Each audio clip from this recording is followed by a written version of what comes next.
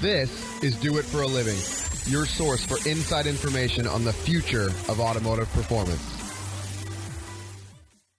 You know, when you first get into the hands-on part of it and you start to see the results, it's very addicting. You know, when you take a car and you mess with it and you see, you know, huge power gains and you make people happy, it's a great feeling and it's very addicting. And I just got wrapped up in it. I graduated high school and I just kept on working. What's holding you back from starting or growing your business into what it can be? Well, if you're listening to this, it's not a lack of information. What you're about to hear is all you need to get motivated and start making waves. Do It for a Living podcast details the journey of today's true players in their own words. Find out how they broke out so you can too. The time is now. The time is always now. Hey, Do It for a Living. This is Todd Ersley back again with another episode. And today we have Victor Alvarez of Induction Performance and also the FL2K race out in Florida. So how are you doing today, Victor? Great. How about yourself? I'm doing just fine, man. I really appreciate you coming on with us and telling your story. Where did you grow up? What did you do as a kid? You know, kind of before you got involved with Induction Performance, you know, what did you do leading up to that? Well, I grew up in New York, Long Island, New York, and my dad and my uncle ran an automotive repair shop. So for a very long time, I've really been into cars. Like, I think one of my first words was like alternator or something like that. But I would literally, my preschool, I would get dropped off and picked up from my dad's shop. So I've always been just a gearhead, just really into cars, wanting to know more, and it's kind of just led me to where I am today.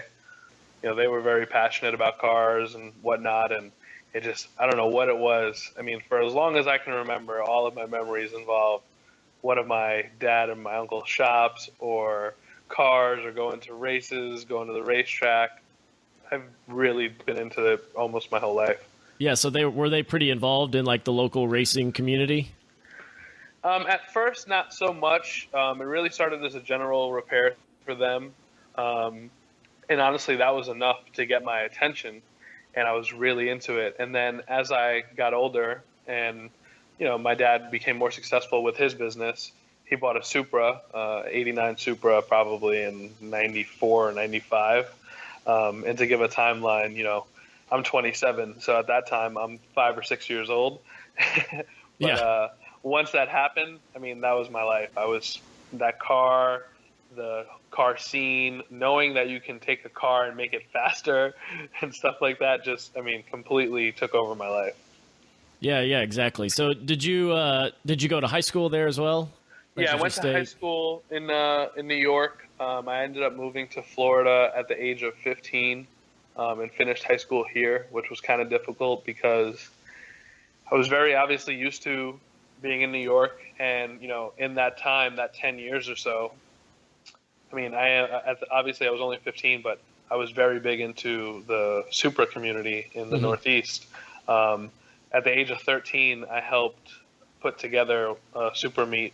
My first, you know, event I did, Supra meet in Englishtown, New Jersey, at the age of 13. So I was really well rooted and, you know, had a lot of connections and knew a lot of people and grew up around a lot of people who were, you know, very big in the industry in the Northeast. So to kind of pick up and move, it really felt like I was being taken out of the car scene almost. And, you know, I had to almost completely start over. But it honestly was for the best, and it ended up working out. So what prompted the move down to Florida? Like, why did you go down there? I think everybody from New York at some point talks about moving to Florida. But, I mean, just, you know, good housing, and, you know, really good opportunity. It seemed like really good opportunity, especially like investment wise for my family. My parents were able to sell their house and buy a much nicer house here. And it just seemed like, you know, paradise. Who doesn't want to leave snow and move to palm trees? Yeah. So did they like retire, or what? Did they relocate their business? No, my dad sold his business at the time. He had, so at that time, we had a shop, and there was a shop and a gas station all in one. And he got a really good offer on it. And that kind of, I think, was probably what was the beginning of that idea to move. So when we moved, we, relocated and started over and got a new shop. And my uncle didn't move with us. So at that time, it was really just me and my dad kind of trying to start over. Mm-hmm. And so did he just like find a location that was vacant in Florida, or did he buy a business down there? No, we just found a small empty shop. We didn't know much about the area, much about the scene in the area.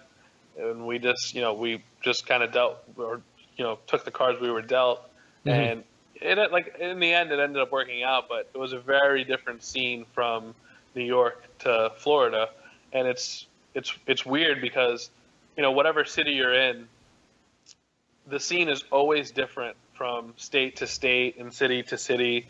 And, while roll racing might be huge in one part of the country, dig racing might be huge in another, and imports mm-hmm. might be big in one part of town, and domestics are big in the other. So we were plotted in Tampa, and we made it work. Just made it work, huh? So did you end up going to college?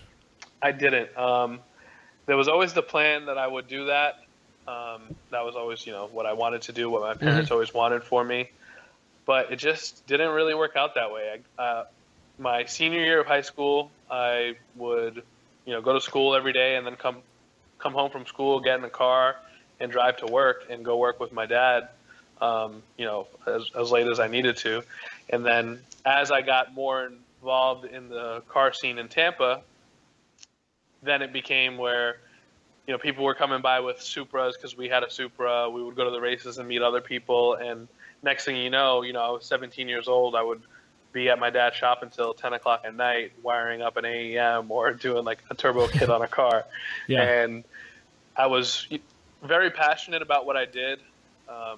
When you first get into the hands-on part of it and you start to see the results, it's very addicting. When you take a car and you mess with it and you see, huge power gains and you make people happy, it's a great feeling and it's very addicting, especially if you're into cars. And I just got wrapped up in it. I graduated high school and I just kept on working. Oh, very cool. So did you work at his shop? Was that like your job after high school? Yeah, so to speak. That was my job. It wasn't a very good paying job when you work for family. Yeah, long hours and low pay and bad work environment. Yeah, pretty much. So it was like it reminded me of that show where the father and son would build bikes. So I think it was Orange County Choppers. Oh yeah, they were like, I think most of that was them fighting like for real. You think it'd be like for TV, but I really think they hated each other. Yeah, me and my dad never got to that point, but that's good. We obviously, one thing I could definitely say about this industry, and I think it's still very true, the younger crowd, the new generation of racers, we're brought up and we learn a completely different way than the guys who have been doing this for 20, 30, 40 years. And I'm not talking about just like carburetors to fuel injection, but I'm talking about, back in the day when my dad would do this, you would put a piggyback VPC or an AFC on a car, some bigger injectors, turn the boost up, and that was a big deal. And when I came into it to obviously keep going and growing and making more power, because we're talking about a time where 500 and 600 horsepower was a big deal to now 1,000 horsepower is common. So we learned standalone ECUs and all this, and so there was definitely a lot of back and forth on what his generation thought worked and what I was learning would work, and we kind of would work together and work through it. But it was definitely a battle, throughout. So does he still have his shop? So actually, my dad is almost going to retire now, and he ended up having a Meineke franchise shortly after we moved here. And at that time, myself and Alpha, my business partner, he does all the tuning and whatnot. Me and him got together. I was working on Supra just kind of by myself, but at my dad's shop. Mm-hmm. He ended up buying the Meineke, and I would work for him at Meineke, and then in the after hours we would build Supras. And I had Alpha tune a couple cars, had a couple customers who were like, hey man, I want you to work on my car and Alpha to tune it. And it was really weird because at the time I had I didn't know who Alpha was, and I had a tuner that I had used in the past, and whatever. But people kind of just brought us together, and we just realized one day, I think we were like literally at the dyno working on a car, and we were like, we're a really good team. We should probably look into doing this. And we got our first small shop. We bought a dyno. We saved up. We bought a dyno, and now here we are, 5 years later, and we've done quite well. Yeah. So you guys didn't, like you said, you didn't even know each other, and so people really were like, "Hey, I want you to work on my car, and I want this other guy to tune it." Like that's. Yeah, and at first I'm like apprehensive almost, because how it is. If you have a shop, you want to have control of the build, because you feel like if you have control of, the more you have control of the project, the more you can control the outcome. So it was definitely weird at first, and we worked really well together. He's an amazing tuner. He's really good with he's really good at consulting people and what to get, and he has a lot of experience with tuning and part selection. And when you tune for so long, what works and what doesn't. And a lot of the time we were on the same page, but together we just always came up with the best solutions and ideas. Yeah, that's very cool. So it's kind of like a scientific symbiotic relationship between the two of you. You're bringing two different things to the table and working together, and it works out. Yeah. It was it worked out. It was very weird how it all came about. At that time, actually, Alpha was tuning at another shop. And, it wasn't a big rivalry, but, we had like a shop rivalry. We met one night. We ended up racing each other. And then after that, we were cool. We became friends. And then we started working together by complete mistake. And, it worked out. It was a great recipe. So having grown up, really in an entrepreneurial environment, do you consider yourself an entrepreneur as well? Absolutely. I think anybody who just goes off of a dream and with, all you have is your dream and hard work, and you take that and run with it and create a business from it, successful or not, I respect that hustle, and I think that's, a huge part of being an entrepreneur. Yeah, and so did you expect to be, like doing this, or did it all just kind of work out that way? Like, did you ever really plan on running a business like this? Yes and no. It was honestly a dream for such a long time. And, something you do, I think some people do, maybe it's just me, but I think a lot of people do this. When you put something on a pedestal kind of in your head and you dream about it for so long, you kind of psych yourself out where you just think it's a dream. And you're so caught up in that dream that you don't realize that it really could be a reality with, a lot of hard work, obviously. And, I wanted it. I knew I wanted it for a long time. I envisioned it, but I never really saw it going the way it did. Interesting. And then you just made it happen, huh? It was a lot of hard work. Yeah, it doesn't happen overnight.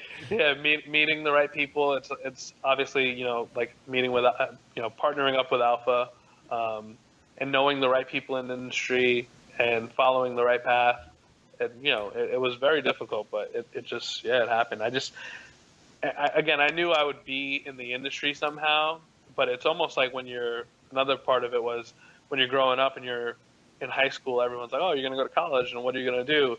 And you kind of, in my head, I would take what I do, being in the performance industry and running a shop, and that was always just like the dream. But the real world was going to be I was going to go to school and get out of school and go work for somebody. So to have it happen was definitely exciting. Yeah, and I think, there's a lot to be said for not going to college. Like, I'm kind of a big proponent of it's not for everybody, even though I went to college twice now. I really don't like the idea of people going to college if that's not what they want to do. I couldn't agree more, yeah. Yeah, and coming from like all the shops we visit, almost every single one of them is looking for like a good mechanic.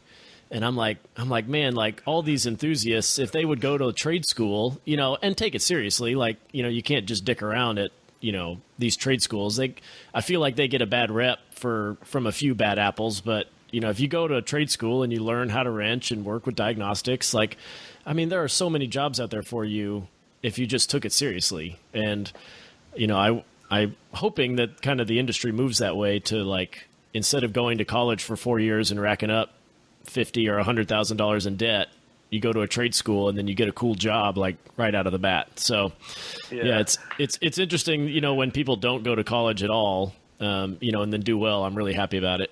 So yeah, it's not easy, and it's not for everybody. And like you said, I mean, college and education are obviously huge and they're great, but they're not for everybody. Mm-hmm. But one thing I could definitely say is I do wish more people took our industry as more of like a serious business, because it really is. And I think there's a lot of people who don't realize that while this is a hobby for some, and while some people have a small shop and they just, you know, they enjoy doing it, it's more of a hobby-based business. Mm-hmm. And some people do it after hours and whatnot. There are a lot of us who we really, like, every day we wake up to try to build up this industry and take it to the next level. And this is our career. This isn't a hobby for us anymore.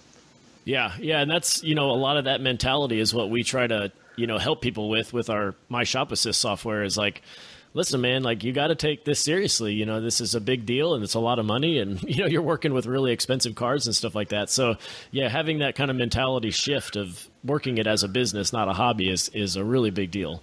Yeah. And honestly, I wish I had started that way. Yeah, took it that way in the beginning. I feel like it's a lot of people you just have to make the mistakes. Like, you have to do it. You have to try it and fail and learn and fail and learn and fail, and then you get it figured out. And so there is a lot to be said for that. So, you know, I think this one's going to be interesting. But how would you say that location has played a role in your success? Like, if your family had stayed in New York, do you think you would be in the same situation? And I kind of focus on this because of your relationship with Alpha now. You know, like, that obviously wouldn't have happened. So do you think moving down to Florida, you know, like, it obviously got you to where you are now, but where do you think you would be if you hadn't have moved to that location? Well, actually, you know, that's a great question, because I've actually thought of that myself in the past. And I think that I would have definitely been in the industry, and I have no doubt that I would have had success in New York. We have a lot of customers in New York still. A very dear friend of ours who had a shop that we did a lot of work with. He passed away about 2 years ago, M&S Performance, and we would refer a lot of cars to them. We would tune a lot of cars for them. Alpha was consistently up there. So I definitely feel that we would have done well. But I think that there is no Induction Performance without myself and Alpha. When you think of that brand, I would say, you know, half the people think of the cars that we've built and the stuff that we do, and then it's probably a split the other way, where it's a lot of people think of Alpha, and he's a huge part of our brand. And to have such a great tuner who is just so diverse and does so many different softwares, and, you know, he has a lot of accolades. He's just a really good tuner. And I don't say that because he's my partner. I've worked with a lot of tuners, and he's just a very good, very thorough tuner. And without having that, you definitely can't build a brand like we have. Mm-hmm. So, kind of shifting gears, have you ever, like, doubted yourself and thought, like, oh my gosh, like, what if what I'm doing doesn't work out? And, you know, how did you overcome that feeling and move forward? You know, once we dove in, I never really had that feeling. I definitely think it's true what people say, that if you just work hard, you know, you put your head down, you work hard, and you just treat people right, I think things will always work out enough that you can maintain. Mm-hmm. You may not get the riches you want, you may not get the car you want, you may not get the success that you want or expect right away, but I mean, this industry is very difficult. You have to have the knowledge and the skill. But if you have the knowledge, you have the skill, and you're willing to work hard, in anything that you do, you can be successful. So I kind of never really had that. And honestly, I will say a big part of that is also that growing up in the industry and working for my dad, it was definitely a jump start for me, because, you know, while I say, you know, I joke that I work for family so I didn't make good money, and that may be the case, but the experience that I got from it, the knowledge that I got from my dad, my uncle, their friends, the people that I met through them. And, when I was 17, I had the capability of going to work for my dad until 6 and then staying and working on, whatever I chose. And that definitely helped a lot. I definitely can't take that for granted. Not a lot of people have that situation to begin with. So I may have had it a little easier than most. I won't deny that. But when Alpha and I did partner up, it was just us. It was just an idea. We didn't have any funding or anything like that. It was just a little bit of money we put together. We opened up and we just worked hard and made a lot of sacrifices. But I guess it's still never, failure was never really an option. Mm-hmm. And I don't not something you really harped on, huh? No, and I don't think it was in Alpha's head either. And again, I think it's just the way we are, the mentality we have. At the end of the day, we really just were two people who believe that you just got to work hard, and if you do, you'll get what you need. And business is not easy by any means, especially this industry. This is a lot of people in this industry will tell you this is probably one of the more difficult industries to be in. But if you work hard, you can do it. Mm-hmm. Yeah, if you didn't want to do it, you can just go get a real estate license or something and sell houses. Exactly. It's probably much less stressful. Yeah, I would definitely probably agree with that. The stress level of the industry. It's tough. It's changed so much from what I saw as a kid to now. But, and in my opinion, it's become more difficult, more stressful. There's a lot more competition. There's a lot more of people who are faking it, so to speak. So it's definitely more difficult, but you work hard, and over time, who's best will show. And like for us in Tampa, I could truthfully say that when I moved to Tampa myself, there were probably 10 or 12 performance shops and probably a handful of dynos, and I can't think of any that are still even around. From that like original core group. Yep. So tell us, like the worst experience that you've had in business. I would say, obviously it's tough to pinpoint one, but there's just so many, huh? No, it's just any business you're in, you're going to have bad experience. That's just, you're going to have bad days, you're going to have great days. But I would say the worst thing to me that has happened to our industry, kind of goes back to what I was saying, is the people who are, just faking it. And when I say faking it, what I mean is the people who hide behind the keyboard and talk about the car that they're going to build or that they can build and how they know more than what you're doing, or that they read it online that you can do it this way. That mixed with the way that social media has affected our business, where it's great for advertising, but you get a lot of you get people, and I see it all the time, not just with us, with wholesalers we deal with, other shops that we're friends with, and I'm sure you guys see it too. Somebody will come, they'll bring you their car, you'll do one thing to it, they'll be happy, they'll go somewhere else, and their buddy will tell them, oh no, you should have done it this way, or you work on you do a clutch, and then their rear end breaks, and it's your fault, and if you don't do anything about it, they threaten you and go on social media or go on the forums and blast you. In my opinion, I think that is the biggest downfall of our industry. A lot of people a lot of shop owners walk on eggshells, and you're starting to see more people who are, taking a stand and just not going for it. But it's taking even some time for that. I think the negative effect of social media is probably the worst thing about our industry. Yeah, it's been really interesting because it does allow you to reach a lot of people. But, it also allows the consumer, a really large platform where they can legitimately do a lot of business for something that, like, you may have taken every step possible to make it right, and you're really not in the wrong. Yeah. And I hate when that happens, we've, of the instances that we've seen, usually the shop is not at fault. There may be some miscommunication or lack of communication, but there's never any actual physical, like they're not trying to screw the customer over, but the customer still feels that way. And, we've seen it time and time again where they post up on some Facebook forum about this terrible experience they had, and then 50 people or like 500 people go online and give this shop like 1-star reviews on Facebook and Yelp and Google and like everything. And it's like, you guys haven't even gone there, and you're like trying to stick up for your buddy, having heard like one side of the story. And we hate when that happens, because it's really, really hard to come back, you know, from something like that. Yeah, and I think it's a lot of cowards too, in the sense that I witnessed this happen just the other day.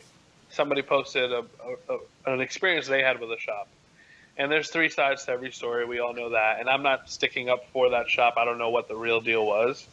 But I clicked on the link, ended up on their Facebook page, and there were probably 20 1-star reviews that were, I mean, just ridiculous. One was like, oh, GTRs suck. Oh, nobody cares that you know how to work on this because you don't know how to work on Volkswagens.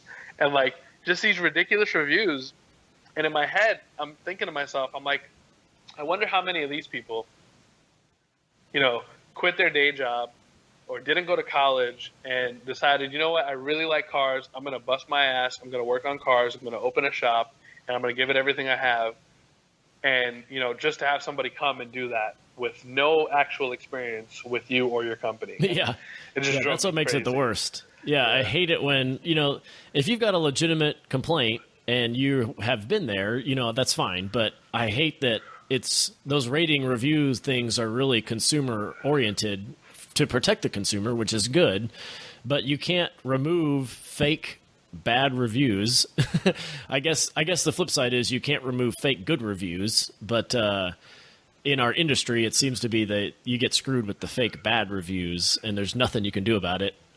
Which is also the bummer, you know, like if some guy says he's been at your shop and he screwed you over and you literally don't have any record of him, you know, in your accounting software, there's nothing you can do about it. But yeah, I mean, it's something, you know, it's kind of something you got to deal with. And, you know, moving forward for stuff like that, it just, you know, we always advise people to really be like, you know, like you need to be proactive with dealing with your customers instead of reactive, because the second that they get pissed and go online, you're screwed. No, 100%. And I mean, there's so much, a lot of these situations are avoidable. And honestly, you know, we work on a lot of cars, and that's not an attempt at trying to brag or anything like that. But that was what we built our customer base and our business around, was building cars. And unfortunately, I mean, it doesn't matter who you are. If you build enough cars, you're going to make mistakes, and you're going to have a couple people who may or may not be happy. And it's really all about how you handle that situation. So you're 100% right. And, you know, knowing what I know now, some of the situations that we've been faced with, we may not have handled correctly, in the sense where, like, maybe we did too much and we gave the customer more than they were really entitled to, or maybe we didn't do enough. So it's really hard, and it's really difficult because you don't always deal with level-headed people either, you know? And again, I think social media plays a huge role in that, because, you know, somebody will come to you for tires and they'll be down the road and their engine will blow, and they'll be so just so angry that their engine blew that they don't even stop to think, like, wait, that has nothing to do with what they just did, you know? Yeah. It's an automatic, like, finger pointing. Like, we had a car in our shop the other day that it actually came from another shop out of state. We did some tuning work on it, and we discovered that there was car needed some wiring attention. So I sent the guy an email and explained that to him. And his response, and it kind of took me back, was, well, let me reach out to the shop that just worked on the car. As you know, I had them install the engine, so let me see what they're willing to do and how much of it they're willing to cover. And my initial reaction was, you just said these people put an engine in your car, and you're going to, I haven't even diagnosed this, gotten into it, just told you that it needs something done. And you're already, you know, in your head, pointing the finger or trying to point the finger. And, you know, nothing against the customer. It could have been completely innocent. He could have no idea, which it is a huge part of our job to educate our customers. But just that email just blew me away, because that's what a lot of us deal with every day. Yeah, that can sometimes not be a very fun experience. Shifting back to the good stuff, tell us something you're doing right now that has got you, like, really fired up. Yeah, we're in the process of we're doing a build out on a new facility we got, a much bigger facility. So that'll be really nice. We don't have a great showroom where we're at right now. And honestly, like, just the building we're in wasn't a building that we like chose for what we want to do. There isn't a lot of good locations where we are. There aren't a lot of good locations for what we do. And when we first opened our shop, it was an okay shop, but it was just too small. So when we outgrew that, we had a very difficult time finding a bigger shop that was still in a good part of town, that we didn't, that we felt secure leaving, a shop full of $100,000 cars, $150,000 cars. And we finally did, but the shop wasn't built. The building we're in wasn't built with the intention of being a shop. So it leaves a lot to be desired in that sense. So we're very excited to move and we did a full build out. We're going to have a nice showroom, an engine building room, a nice parts warehouse, and so on. So very excited about that. And also we have a lot of events coming up, which I'm a huge proponent of. Like, I love good events and what it does for our industry. So we try to sponsor a lot of events. Like, we're the presenting sponsor of TX2K. We always sponsor Wanna Go Fast when they're, in our area. Obviously FL2K, which I'm sure we'll talk about. But I think that's been a huge role in our industry, because I think our industry, I never would have guessed 10 years ago that the aftermarket performance industry would be able to support so much, and there would be able to be so many shops, so many manufacturers, and all of them, there'd be enough work for all of us to coexist. So I'm very happy about that, and I think events play a huge role in that. Yeah, it was. I remember when I visited your shop a couple years ago, it was very obvious that it was not ever intended to have cars like coming in and out of it. Like, yeah. You like walked in on the side and you had like kind of a build out office space that you had to like walk through 2 doors to get into.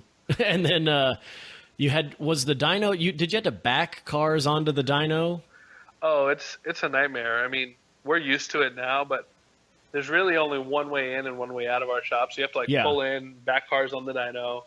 We have one lift that is, you have to make like 2 3-point turns just to get to. Yeah. So having a open floor plan with lifts on either side and a dedicated area for the dyno, and dedicated area for offices that aren't 10 feet from the dyno, and it being able to have a really nice showroom, I think we're all very excited about that. Yeah, because the dyno was like in the same room, and the parts room was like randomly in the middle of the shop. It just, and that was just an existing like room that was there that we couldn't knock down because of the way the building is set up. I mean, the floor plan is not ideal for a shop, so it'll make our lives much easier. And honestly, when you work as hard as we all do, and everybody in our shop, one thing I could say is all of our guys work really hard, and to work that hard, you want to be proud of what you have in your shop and your cars and everything that you do. And to some people, they'll be online, they'll see a video on YouTube of Induction Performance, or they'll hear about Induction Performance. Like, we'll get people who come. We had a guy come from Norway a couple weeks ago, and he was like, "Oh, I follow you guys online, and I had to check out the shop." And he was ecstatic. He couldn't believe how many Supras and GTRs and all that. But in my head, I can't help but think, man, I can't wait till this guy comes and we have like a really nice showroom. The new facility, cars in it. Yeah, you know what I mean? Like, you want to be proud of what you have, and I'm excited for all of us to be able to experience that. Yeah, for sure. Well, let's pause real quick for a break, and then we'll be right back. We all know owning a shop is difficult, so we created My Shop Assist to help you manage the various jobs. Whether you run a machine shop, a performance tuning shop, build off-road trucks, or even do powder coating, My Shop Assist can help you. It is completely online and will help you schedule the jobs, log time on each task, track parts orders, and take pictures of the work. You can even export your jobs from My Shop Assist into QuickBooks as invoices. So if you're interested to improve operations at your shop, check out myshopassist.com to start your 30-day free trial. So, Victor, I want you to kind of tell us exactly about Induction Performance. You've talked about your facility, but like, how big is the one you're in now versus like the one you're building? Or it sounds like you're like making it Like, are you actually building the building, or are you guys going to be renting it? So just kind of give us like the physical aspects of Induction. So now our shop is 6,500 square feet, and not the most usable 6,500 square feet. We just kind of touched on that a little. Our new building, we are renting it. It was a 10,000 square foot building that we found that we just kind of fell in love with because it was such a big open floor plan. And we were able to work a deal where we signed a multi-year lease, and they're going to do a full build out for us, to our specs. And they've been working on it now for the last couple of months. So we're just, I can't explain how excited we are for that. It's just going to make our lives a lot easier. So we'll be moving there. And hopefully when we do, being that it's going to be a bigger shop, we'll be able to, accomplish more and get more cars in and out and just be easier to work altogether. Hopefully we can expand that as well and, maybe get some more techs, hire another fabricator, and maybe get some more sales guys as well. Yeah. So how many people work for you right now? As of right now, we have 10 employees. Including myself and Alpha, there's 10 of us. So Okay. We have 8 employees.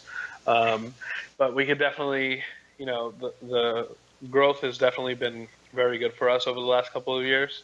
So we're definitely excited to get some more techs and get some more salespeople as well. Yeah. So what's the breakdown? What do each employee do there? So we have myself, Matt, and Alpha are in the office. We had another sales guy, but that just didn't work out. So as of right now, it's just us 3 in the office. Myself and Matt are usually on the phone, and we do all of the sales and marketing stuff. Alpha helps us out in the office as well with scheduling and so on. And he's very busy. I mean, this guy tunes at least 1 car a day. Uh-huh. Then in the shop, actually, my dad now works for us, which was a huge help. So my dad is like the shop manager, and then we have Nice. 4 techs under him, and we have then we just have like a random helper who he'll run and get parts, go to the powder coaters, go to the machine shop. He just does anything he can do to help, which he's one of our most valuable employees, to be Yeah. completely honest. Yeah, exactly. That guy gets so much done for us. And then we have a fabricator as well. Very cool. And so who's doing like your website design as well? Is that Myself and Matt, myself and Matt, anytime we have time, we play with the website. We'll do sales. We'll add stuff. We're always working on like new products that we can either carry or design and develop. Like this year we got more into manufacturing a lot of our own products for the 2JZ and some for the VR38. So we're always working on that. But that would definitely be something we would look into in the future when we get more salespeople. Is probably Matt's really good at that stuff, the marketing and web design and all that kind of everything goes with that, Facebook, Instagram, etc. Maybe have him focus a little bit more on that. And so, it kind of sounds like you're wanting to not only grow the business, but kind of change, how the business operates. Is that true? Yeah, I mean, I think in anything you do, you always, you do it and you learn as you go. Because you could, we've sat down and came up with 100 different plans, and you can come up with a plan and on paper it's perfect. And then, when you put it into effect, you realize that it could be better, or maybe this isn't really their strong point and they can do this better, or this, they instead of doing this, they can do that. So we're always looking for new ways to just work more efficiently and just work more as a team. And, again, something we try really hard to do is make sure that everybody's doing what they're best at. Like, if you have a guy who's great at building engines and you have a guy that's great at wiring, then that's what they should be doing. And they may not start out that way, or you may realize, further in that, this guy's better at this than that. And then you want to adjust and change that they're doing what they're best at. And so, did you struggle with managing the techs? And, kind of how has that changed with having a shop manager now? Well, that was such a huge help. It was something that we didn't even realize was so needed until we got it. But really, the goal is always to, again, work as efficiently as possible. But for myself, Matt, and Alpha, we really need to just focus on the things that we do. So Alpha needs to focus on tuning and scheduling those cars and getting them in and out as fast as possible. And on top of that, what a lot of people don't realize, Alpha has all these cars that come to him for tuning. He has his tuning trips. And then you have to remember as well, every car we build, he has to also fit in that schedule. Mm-hmm. And when you're building a car, it's much more difficult to schedule tuning it because you don't know the exact date the car's going to be ready to be. It could be like a month swing. Yeah, exactly. So like managing all that, that's all Alpha really should be doing, throughout the day. So, him not having to put as much attention into the shop was a huge help. Then same thing for me and Matt. We do all of the sales for the most part. So it's much easier for us to do sales when we have somebody that we can, know is going to be responsible for what's happening in the shop. So if a customer calls and says, hey, can I bring my car on this day? Having a manager that we can say, hey, how are we doing? Is this going to be done? Can we schedule this? If we schedule this, will it be a problem? Is this getting done? And just having somebody responsible for everything that's happening in the shop and not being us because we already have so many responsibilities, Mm-hmm. it makes the shop run so much smoother, and we're able to get so much more done. Like we used to turn down a lot of small jobs just because, for example, somebody would want to buy a set of coilovers and have it installed, or an exhaust, let's say, and we were so busy with big builds that in our heads we really couldn't do it. But having a shop manager, he might say, hey man, this car's apart, the engine is at the machine shop, the trans is at Shep, and we have a small break, we can get that in and out. That makes a huge difference. I mean, obviously Mm-hmm. It makes us more profitable, and it allows us to make more customers and make more people happy. Yeah, that, those little guys in 4 or 5 years may turn into one of the big guys. Absolutely. One thing I could definitely say I learned about this business is, you always have to treat everybody with the same respect and courtesy as anybody, as the next guy that walks in. And you never know who's going to be the next guy to say, hey man, I want you to build me a 7-second Supra, or I want you to build me a 1600 horsepower GTR. Yeah, I've had people pull up in minivans and ask me like 2 or 3 silly questions, and then come back 2 weeks later in a 2017 GTR and say, hey, I want you to do this, that, and the other, and you would never guess. And I think a lot of shops make the mistake that they don't take everybody as seriously. Yeah, and it's tough, with being bombarded with customer inquiries, like there's got to be some sort of line. You can't, I don't really know what it is because I don't have to personally do it, but, how serious, it's good to take everybody seriously, but like, it's how do you decipher between a tire kicker and somebody who's actually got money to put down can be tough. And I'm sure a lot of business gets turned away from making incorrect assumptions. Yeah, no, absolutely. And, and it's difficult because when you're busy and somebody walks into your shop and they want to talk to you, and it might seem like they want to waste your time, or they unintentionally might waste your time.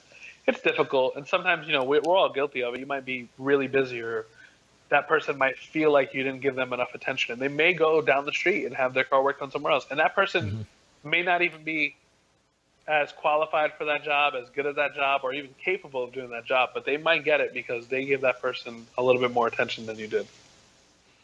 So shifting gears again, tell us about FL2K. How did you start it? Why did you start it? And like, how has the event kind of grown over the years? Well, since 2006 or 7, I think it was 2007. Since 2007, when we were fresh in Florida, just started, some of the guys that we actually had met in Florida that were in the Supra scene, they used to travel every year to TX2K. Mm-hmm. Well, we were familiar with TX2K even when we were in New York, but it's a 30 or 32-hour drive. So it wasn't always so realistic for us. So when we were invited to go, I said, if we're going to go, I want to sponsor the event. So first year, 2007, made the introduction to Peter Block, who ended up being just a great friend of mine. He just a great guy altogether. Everything he does, again, I think that promoters that do big events, I think what they do for our industry is just so underrated. But anyhow, made friends with him. We started sponsoring that event, and it was awesome. I mean, it was my senior year of high school, and it happened to fall on my spring break. I drove my Supra there, raced, and drove back. And, it was a blast. And every year we would try to be more involved, bring more cars, bring a bigger booth, bring faster cars. And we started to just kind of look up to this event. We were excited for this event. And we couldn't wait for March because we wanted to finish, get as many people as we could, finish as many cool builds as we could, and bring them out. And after a couple of years of doing that, I remember one year it was right after TX2K. A couple of us were like, man, I wish we had an event like this in Florida. Nobody thought anything of it, whatever. I think even like my mom and my dad, because, for us, our family is a huge part of this. Like all of our guys, like we're all really just like one big family. So we all go to Texas. We all look forward to it. And nobody thought anything of it. And one day I just was like, they were 100% right. We should have an event like this in Florida.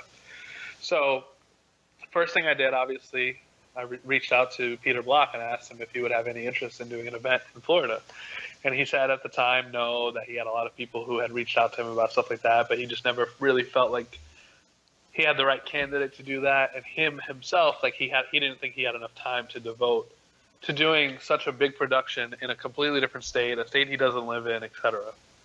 So he wasn't exactly excited because he thought, it was going to be a lot of work and it'd be difficult. And he in the beginning flat out just told me kind of no, that he wasn't really interested. Mm-hmm. And we've been friends for a couple of years, and we went back and forth and we worked on it a little bit and we talked, and we came to an agreement that he was going to allow myself to do FL2K in Florida to try it out. So with his help, and honestly, it's all with his help. Without him, it wouldn't have happened at all. We were able to do it. I think we did our first event in 2013, and it wasn't huge, but it was an amazing turnout for our first year. Had several thousand people through the gate, tons of cars racing. We have a great, World Track facility here. Just awesome. Bradenton Motorsports Park, those guys, the staff, the track, everything about it is just awesome. And it just kind of worked. So we began building on that. We have, great sponsor support, which is a huge help. Again, what the sponsors and the event promoters do for the event and our industry. And, the more that our customers can go and race and can go and see other cars racing, the more they're going to want to modify their cars, the more parts are going to come out, and so on. So having these kind of events is just it's of such importance. And it just worked out. It was great. It was a huge event, and we've just been building on it ever since. So kind of touch a little bit on the frustration with having to deal with the weather down in Florida at that time of the year. So the reason that we do the event in October is because obviously we don't want it to be right on top of TX2K. We want to have some separation, some space in between the two. So that's one reason it's in October. And the other is, historically, in Florida, it rains all summer. So July, August, and a lot of September is just rain, rain, rain. So we decided first or second weekend of October, looking at like the historical rain calendar, would be great. And it's a perfect amount of time in between TX2K and FL2K, in between the two, so people can go to both. People can build their cars and attend their cars for both. And if somebody goes to one and breaks their car, they have time to go to the other. They can fix it for the next one, yeah. Exactly. So it kind of just worked out, and we got it done. And it's been great. Last year, which and it's going to happen. It's the one thing we cannot control is weather, and there's been weather challenges with TX2K and every other event that has been going on. But last year we did have some challenges with we had a hurricane on the opposite coast. Yeah, we had a hurricane on the opposite coast of Florida, and we still had a just fantastic event. We shifted it to a day over, and I mean it was still fantastic. And this year we're adding a lot to the event, and we've been working on this. I mean all year. This year we're going to be doing roll racing. We have tons of great sponsors, some new classes. It's going to be. I mean I'm very excited. It's going to be awesome. We're having a 3-day event. 2 days of roll racing, 2 days of drag racing, so a day and a half of each rather. And I'm really excited. I think the more that we can entertain in the sense of roll racing and drag racing and import and domestic, the more people that can come out. And I think that, and I've actually said this to friends of mine, and I think, being in the industry, you might be able to agree. The best part of what we do, to me, by far, has always been the people you meet and the things you learn from the people you meet. And when you go to an event and it's a diverse crowd where you have we have an ultra street class, so that's full of domestic guys that are going, 480s in the 8th mile on a 275 drag radial. You got those guys. Then you got guys with 7 and 8 second GTRs. And then you have guys with 1,500 horsepower Supras that are roll racing or dig racing or whatever. But when you have that mix of a crowd, and you have the twin turbo Lambo guys and the Viper guys, and just when you create something that everybody can go to, it just creates such a good vibe and it's just such a good time. I think the only downfall for me of FL2K is that I'm so busy running around and running it that I don't get to enjoy it as much as I want to. Mm-hmm. But anytime I get a second to just stop and look around, it's awesome to see that crowd and just everybody, the vibe that that we have created, and all thanks to the blueprint has been made by Peter Block and TX2K, and I mean TX2K is by far one of the best events of the year, and to some probably the best event of the year, but the vibe that we've been able to create from the blueprint of events like TX2K, I mean, it's amazing. I love it. Yeah, I did. I've been down there once, and I really did. We had a great time being down there. It's just fun being out in Florida and then going to an event. And sadly, this year, just as last year, I've got a race on that same weekend, and so I'm really bummed that I can't make it. But we'll see what goes on in 2018. Yeah. Yeah. Sorry. So, what are the primary sources of revenue for the Induction shop itself? Yeah. It's really a split. One of the difficulties we've had being that, and I said this earlier, our business was really created and based around building and tuning cars. And for a long time, we would have a lot of our customers, a lot of people would just think, hell, those are the guys you go to if you want a badass car built or you need your car tuned. And a lot of people didn't know that, we also sell parts. We're distributors for a lot of the bigger brands, and we have the experience to make sure you buy the right part the first time.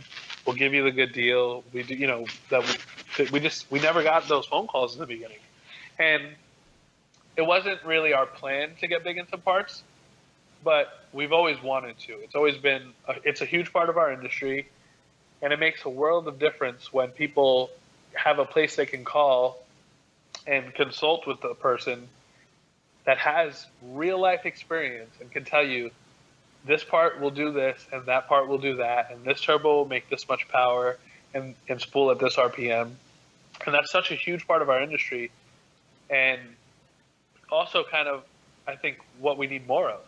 A lot of people go on eBay or they go here and they go there and they just buy random stuff, and they end up having to buy a turbo twice because the first time they bought the wrong thing, or they weren't guided down the right path.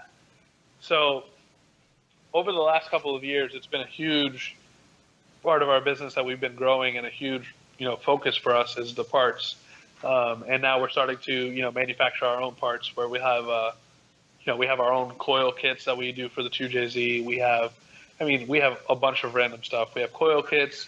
We have our own piston lineup that we do with diamond pistons. And again, it's just we would always get custom pistons for everything that we would do, and it would always be X amount of dollars. And it was repetitive. It didn't make sense. Mm-hmm. So after years and years of doing that and R&D and seeing what rings we liked and what wrist pins we liked, we said, why don't we make this available to the public? Why don't we make this our, quote unquote shelf piston? And we did. And it was huge. Now people are able to pick up the phone, and for the same price they would pay for our competitor's shelf piston, which is just that, a shelf piston that won't do, X amount of power, or won't live at this much power, and won't make it, as much power as it can, or whatever the case, or might be a heavy piston. Now they can buy a piston that has an upgraded ring set, an upgraded wrist pin set, and it's all, included. So like, that's been a huge part of our business, is growing the part side and just making it known that, we have a knowledgeable staff when it comes to parts. We're, HKS Pro Dealer, we're Direct with Precision Turbo, Injector Dynamics, Motec, AEM, Pro EFI, Clutch Masters, all of the bigger brands, Manley, GSC, you name it. For the most part, we can get all of it. And, it's been like a secret almost for us in the beginning when we first started that we would, we were those guys as well. So that's probably where we focus more of our attention, because the phone is always ringing for work, and it seems like our shop is always very, very busy no matter what we do. So I would say that is probably a 50-50 split as far as revenue goes.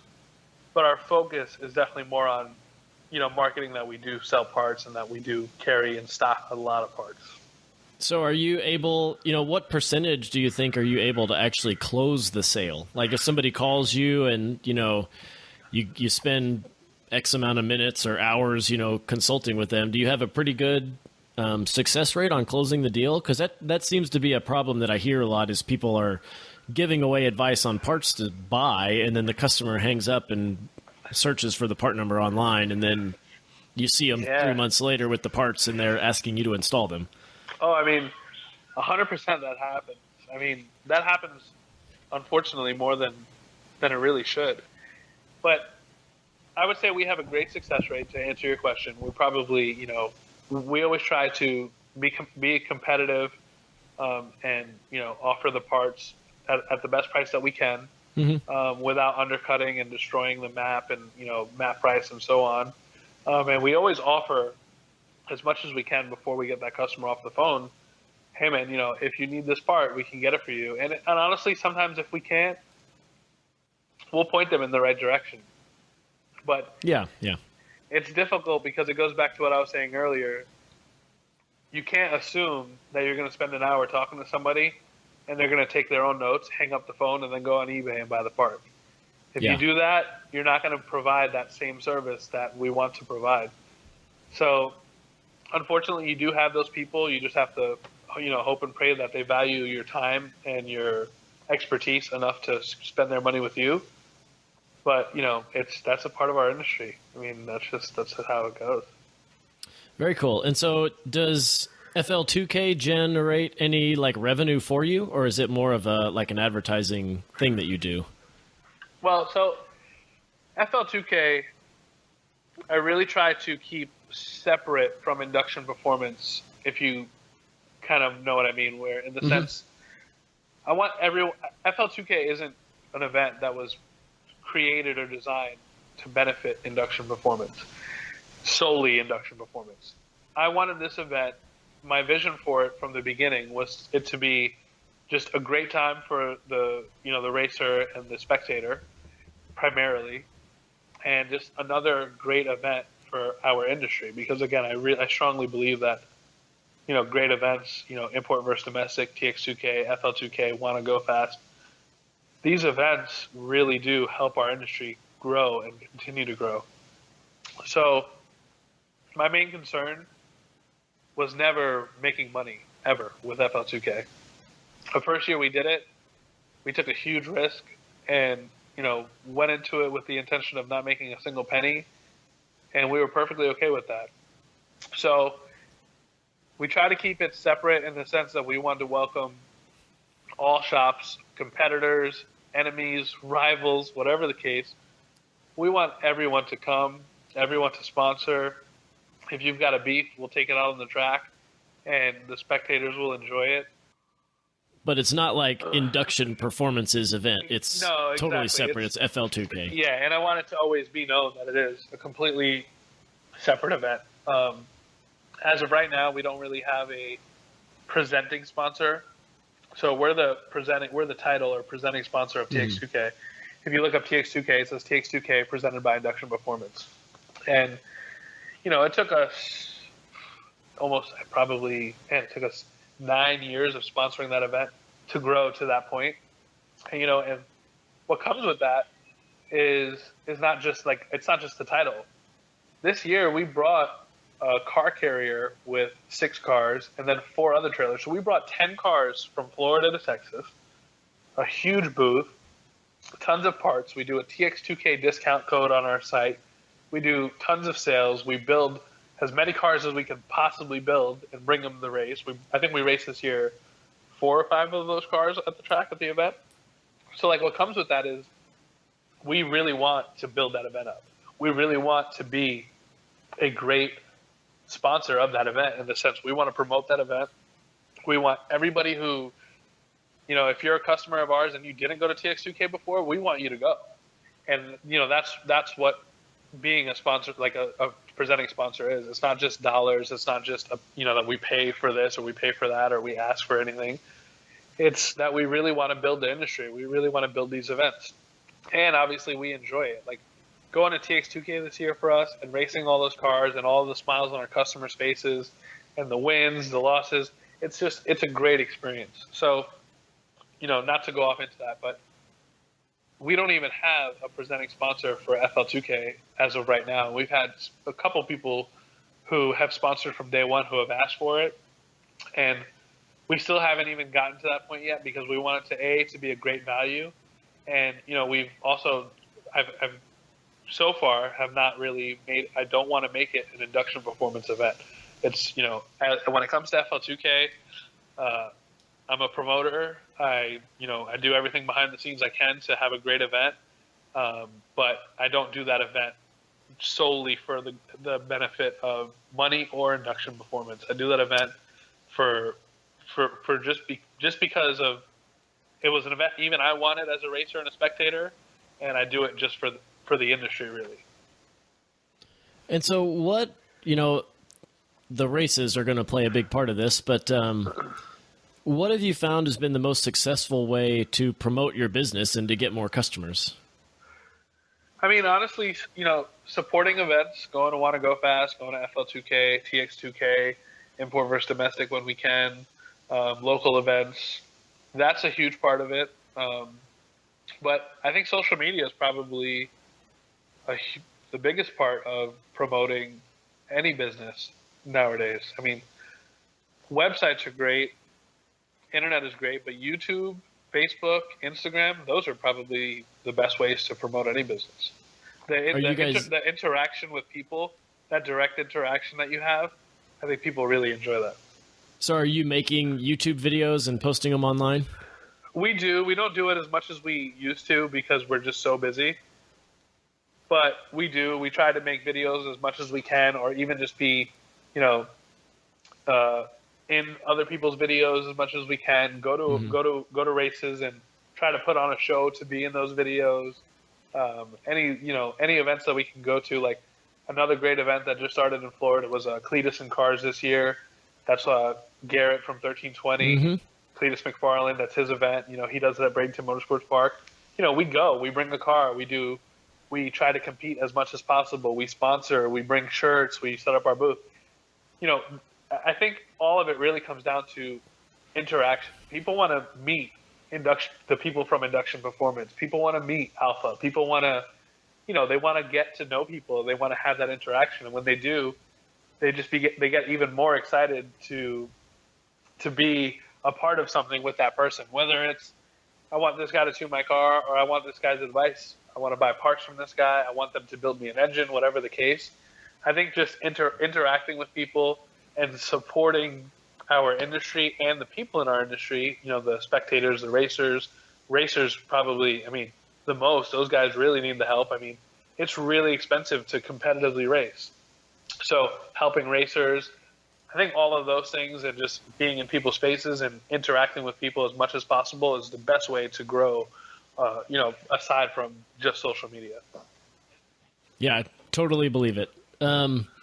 So how many hours do you think you're working a week? I don't know that we ever stop working.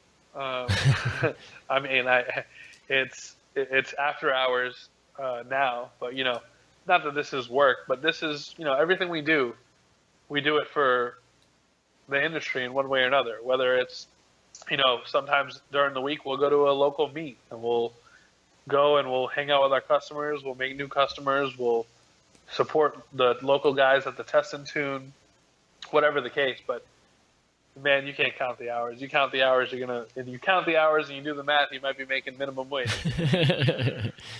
So would you say the pay justifies the time spent? I mean, I'm not going to say like that it doesn't, in the sense where, we're those guys who are just like not happy with the industry and like what the industry makes you. No, I wouldn't say that. I would say that this is an industry that you put a lot of time in, and and on paper it may not make sense, the time to dollars, like the ratio. Yeah. But I think that's what separates the boys from the men, and that's what separates the guys who have a shop for 2 years and disappear, and the guys who have a shop for 10 and 15 years. Somebody else that I've always just been very happy to work alongside the little bit that we do, and always looked up to, local, Texas, Tony Paulo. Tony Paulo's been in the industry forever, as long as I can remember. You know what I mean? I'm sure that had he not put in those extra hours and not gone to the local test and tunes as much as he did, and go and help his customers race and just travel, go to events and do everything that it took, and everything that I'm sure at one point he was just excited to go to the track and, do that. If he didn't do those things, he probably wouldn't be where he is today. You know what I mean? He probably wouldn't have a brand that he has today where everybody knows that name. Everybody knows, T1 and Injector Dynamics. I think how a lot of these guys become so successful and build those names, Shane Tecklenburg. Shane's been tuning cars forever. And you'll see he's a really fun person to follow on Facebook, because every once in a while he'll post like a blast from the past, and you'll see that just like you and me, we have this passion for our industry and for these cars and for building our industry and making the cars faster and faster every year and making the parts better and better, and the technology advancing. The passion that we have for that is what separates us from, again, those shops that open and close in 2 years and then they change their name and open somewhere else, or they work and sell parts out of their mother's basement. Those guys, they want to make a quick buck. I think the guys like us, we really want to be here for the long run, and we really just want to build this industry. Very cool, man. Well, on that, let's take a second break here real quick, and we'll be right back. We are hosting our next Essentials of Operating a Shop seminar during the SEMA show in Las Vegas on Wednesday, November 1st, 2017. We developed this one-day seminar to help shop owners rethink how they run their business. We cover topics like employee management, best practices for accounting, improving customer service, and many more. It doesn't matter whether you have been in business for 20 years or haven't even opened yet. You will get useful information and helpful business practices to improve the operations of your shop and be more profitable. You can find out more information about the seminar and sign up through our events tab on the Do It for a Living Facebook page, or by visiting our website at doitforalivingpodcast.com. So, Victor, what's something that you struggle with in business, and how do you deal with it? One of our struggles would probably be, and honestly, there's no great way to deal with it. It would be getting cars in and out of the shop fast enough. And even just saying that doesn't even feel right, because when we build a car, you bring a car to us for a full build, we want it to leave our shop, and we want to be so proud of it. We want to have a sticker on it if we can. We want to have our brand on it any way we can. But we want to be so proud that when you leave and you open the hood, or you leave and you go to the track, that says Induction Performance in whatever way it does, whether it's, people just know we built your car, or whatever the case. But what comes with that, that expertise and that level of just detail is time. So it's the really difficult, thing to manage. people, when they bring you your car, they want you to do the absolute best, but they're also excited. Like this is a hobby for most people. It's not like people bring you their car because I didn't make it to work on time today, I need to be a little bit faster. Like, people bring you their cars for a hobby. These are their toys. And I always tell people all the time, when we have 20 cars in the shop, it's like we have 20 babies in the shop, because these people are so, in love and wrapped up in their cars. So to have these cars and to build them as fast as possible so the customer's happy, but to not sacrifice the level of work that we do and the craftsmanship and just the detail is very difficult, because sometimes you get customers who aren't very patient. And again, it's our job to educate them and to keep them up to date and to explain to them why things are taking however long they take and so on. But it's difficult. It's difficult to manage, because you don't want anything to leave your shop until it's perfect. And sometimes you'll finish a build and you'll drive the car and you'll be like, you know what, I'm not quite happy with it. I want it for a couple more days, or I want to do this, or let's try this. And the customer may not necessarily be okay with that, or they want their car back, or there's an event coming up. I think that's probably one of the more difficult things to deal with. Mm-hmm. So what's the 1 year plan for the business? Like, where do you see yourself this time next year? Well, this time next year, I hope to be in our shop, because it's been quite a build. So I hope to be in our new shop. I hope for all of us to just have a little bit more growth within the company. So I would like that, everybody gets to where they are, gets more comfortable with what they're doing, and that we can continue to grow. And when I say I want everybody to be comfortable with what they do, what I mean is, a lot of us, Induction Performance, we're going on 6 years now. A lot of us have been there from the very beginning, since the beginning of the company. And I want all of us to feel and be proud of whatever it is that we have, and be proud of the brand that we have. And I want us to all grow together. Whether it's one of our techs who's been there forever becomes like a shop foreman and gets a tech that works under him, or two techs that work under him, or that we get a sales manager, we get a marketing manager, and from within, and we just continue to grow, and everybody just be proud of what we do, and everybody continue to have that passion about what we do. Those are my main goals. I just want everybody to be happy with what we do, enthusiastic, and want to keep going, because I think the passion is really the biggest part of what we do. Yeah, that's an excellent goal to have this in a year. And so, looking really far out, what about like a 5-year plan for the business? I want to get more into manufacturing our own parts. I think that when you're in the industry long enough, you start to see products that you think you can improve on. And some people, it may go unnoticed. Some people may not recognize that, hey, you know what, there could be a better turbo design, just as an example, or a better computer design, or whatever the case. So finding things that we can improve upon, and putting our ideas into the marketplace, and and improving the industry and growing the industry, and just providing better quality parts for the industry is definitely one of the most exciting parts of it for us. And I would like to do more of that. Very cool. So can you suggest like an action item our listeners can take that will improve their situation? Yeah, I mean, I would say that the best advice I can give to anybody in the industry is to, remember why you got into it, and to not lose that fire and that passion.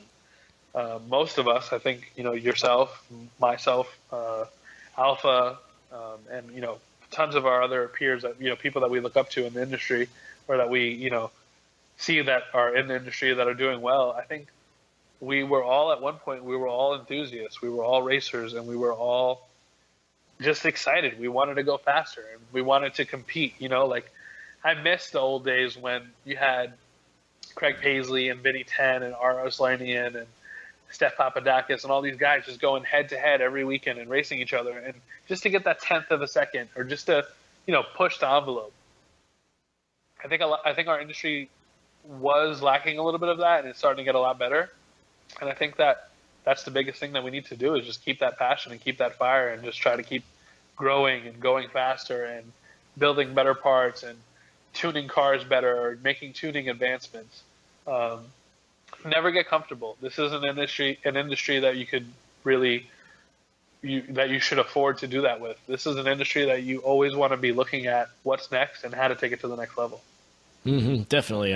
I can appreciate that for sure. And so moving on to our quick answer questions here. Tell us a game-changing product that you've seen recently. The one thing I've been really excited about, and it's kind of small, so some people might think it doesn't make a lot of sense, but the new injector dynamics fuel filter. I don't know if you've seen it, the F750. I think that thing is just awesome. We've been putting them on just everything that we can. And maybe it's because we do a lot of tuning or whatnot that we see, and with E85 and such just shitty fuels or lack of clean fuel that we see. Seeing that and seeing all the issues that we've had over the last couple of years with fuel filters or people coming to get their cars tuned and their fuel filters are clogged or dirty or whatever the case, and they have no idea. And that filter, as small as it is, that's I think that's definitely a game changer for tuning, for the tuning side of it. Yeah. What is like the softwares that you're using daily to run the business? So definitely we use My Shop Assist and QuickBooks Online. My Shop Assist has been great for us. It's taken a while just because we're so busy with so many things to really, put it into effect. But I tell everybody with ears that will listen that they need that software. Well, we appreciate that. Really, like to be in this industry and to be successful, you need to be accountable, and you need to know everything that goes into everything that you do. So if you're coming up with a new product and you don't know how much time you have into that, you're not going to make any money. You know what I mean? So being able to keep track of all of your expenses, all of your time, and update customers with it, just keep your shop in check.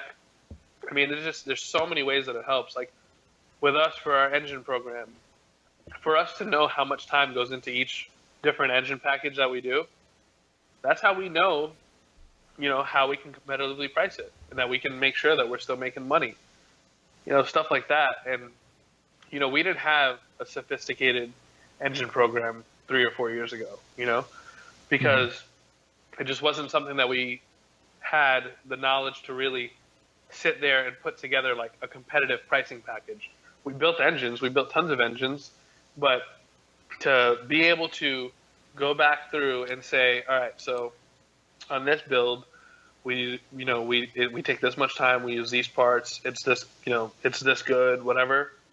And to be able to take that data and say, we can do, this is a very common build and it's good for this much. Let's just make this a stage 1, this is stage 2, and this is stage 3, and we can price them at these points. And to, again, to have that information and be able to use it wisely and to be able to use it to create, an engine program, a tuning price sheet, or, a build package. You want to do a 1,200 horsepower build on a GTR. Well, for me to be able to go back and say, this is what it takes, and this is how much time it takes, and these are the parts that it took, that makes it, that helps us a lot. And it makes it easier for our consumer to, decide what they want to do, and it gives them more options. Yeah, I really like hearing that that's how you guys use it. That's really what the intent is. Like, if you find you're tracking your time on something and you're like, this takes double what I think it should take or what I'm charging for, you should consider not doing that. It's usually a tough decision to make, but if you can't be competitive on price for something and, keep your doors open, then you probably shouldn't be offering that service. And so, we always like to hear when people, are tracking their time on stuff and then using that to determine how they should charge the customer. That's really the intent of the software. So always good to hear. Yeah, no, it's great for just that. So, it's great in many ways, but that's been one of the best ways we've been able to use it. So what about on your phone? Is there a favorite app that you use daily? We do use like WhatsApp for communication. We have a huge group chat for everybody in the shop, which is really good because that communication, keeping the line of communication open is great. And, we don't really do a lot with our phones, but the main thing that we try to do is to, A, not be distracted, and B, use it to communicate within the shop. Cool. So I know you don't spend too much time out in the shop, but is there any particular physical tool that you really like to use, or that maybe your guys use a lot that's really cool? No, I mean, I guess maybe I'm just not in the shop that much to say one tool that we use or anything like that. That's really cool. I still think that probably the coolest tool in our shop will always be the dyno. Mm-hmm. Seeing the changes and the results of the changes that you make is makes a huge difference. I mean, when we developed our pistons, for example, in our engine program, seeing the difference in spool and power with our pistons compared to a different set, all of that stuff, and testing cams and testing turbos and just everything, and seeing the exact differences, it's not only rewarding, but that's how you can make yourself better than what's out there. That testing is awesome. Yeah, dynos are a lot of fun. So, what car are you driving daily? Which one do you get to and from work? So I drive a little bit of this, a little bit of that, because one thing that we've started doing, because we do such big, in-depth builds, is when a car is done, myself or Alpha, we'll reach out to the customer. And most of the time, they're really excited for us to do this. But we'll say, hey, we want to drive the car for 2 or 3 days. Just put it through its paces, drive it, make sure it acts right in every different way that you're going to use it. Especially because we ship cars all over.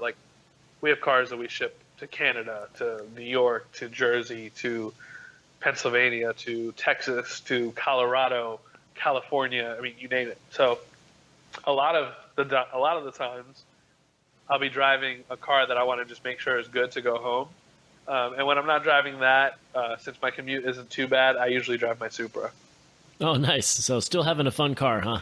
Oh, yeah. I'm such a gearhead. I just can't get away from it. I had probably a 2-year break from having my own car, personal car. And now I have my Supra, and I also have a car I've always wanted, a 95 Toyota MR2 Turbo. And then for the shop, we have our Copper Supra, which we don't really do a lot of racing just because it's difficult to have a very big and busy shop and work on so many people's cars and still make time to have a race team or have our guys, maintain a car all year round.